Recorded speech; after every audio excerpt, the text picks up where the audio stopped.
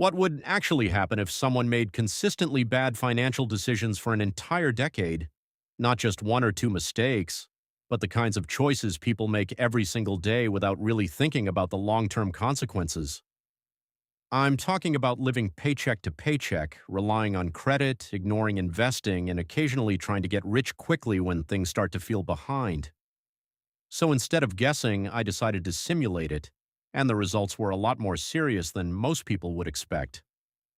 In this video, we're going to follow a simple scenario. We'll take one person, let's call him Alex, starting at 20 years old with a completely normal income and no extreme circumstances.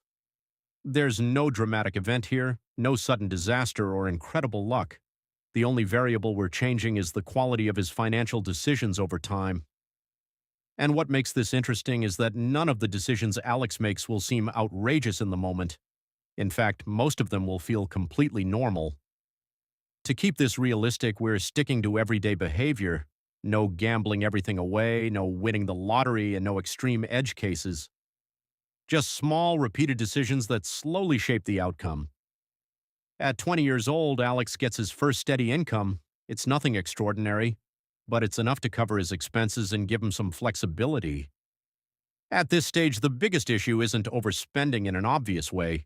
It's that he simply spends what he earns without putting anything aside. Most of his money goes toward everyday things: food, subscriptions, clothes, and social activities. Individually, none of these purchases seem significant, but together they leave him with almost nothing at the end of each month. Eventually, something unexpected comes up: a car repair, a bill he didn't plan for. And since he doesn't have any savings, he turns to a credit card to cover it. At this point, it still doesn't feel like a serious issue. It's just a temporary solution. Over the next couple of years, this pattern continues. Small expenses here and there get added to the credit card, and Alex begins to rely on it more than he realizes. He makes the minimum payments, which keeps things manageable on the surface, but underneath that, interest is quietly building. What's happening here is subtle but important. Instead of money working in his favor, it's now working against him. The longer he carries that balance, the harder it becomes to get ahead. The real problem is that nothing feels urgent. There's no dramatic warning sign, just a slow drift in the wrong direction. By this point, Alex starts earning more. He gets a raise, maybe a better job, and for a moment it feels like things are improving. But instead of using that extra income to fix the underlying issues, he gradually increases his spending. He upgrades his lifestyle slightly: better meals, nicer things, more convenience. And while each change seems justified, the result is that his financial situation doesn't actually improve. At some point, he realizes he's not really making progress, and that's when he starts looking for faster ways to fix it. He begins experimenting with investing, but not in a consistent or disciplined way. Instead, he chases trends, reacts to headlines, and tries to time the market. Sometimes this works in the short term, which reinforces the behavior, but over time, the inconsistency leads to poor results. After several years, the consequences of these patterns start to become more visible. His debt hasn't disappeared; in fact, it has grown, and his investments haven't had enough consistency to build meaningful returns. One of the most important ideas in finance is compounding, and what Alex is experiencing is the negative side of it. Instead of gradually building wealth, he's gradually increasing the gap he needs to overcome. This is usually the stage where frustration sets in. From his perspective, he's been working, earning, and trying, but the results don't reflect that effort. By the end of the 10-year period, the outcome becomes much clearer.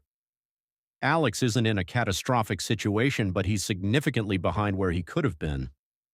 He has limited savings, ongoing debt, and most importantly, he has missed out on years of potential investment growth. And this is where the biggest realization comes in. The real loss isn't just financial, it's the lost time that could have been working in his favor. Now let's take the exact same person with the same income and the same starting point and change just a few decisions. Instead of spending everything, he saves a small percentage. Instead of carrying high-interest debt, he avoids it when possible.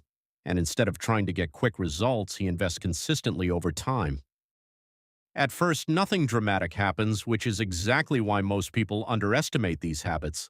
But over several years, the difference becomes significant.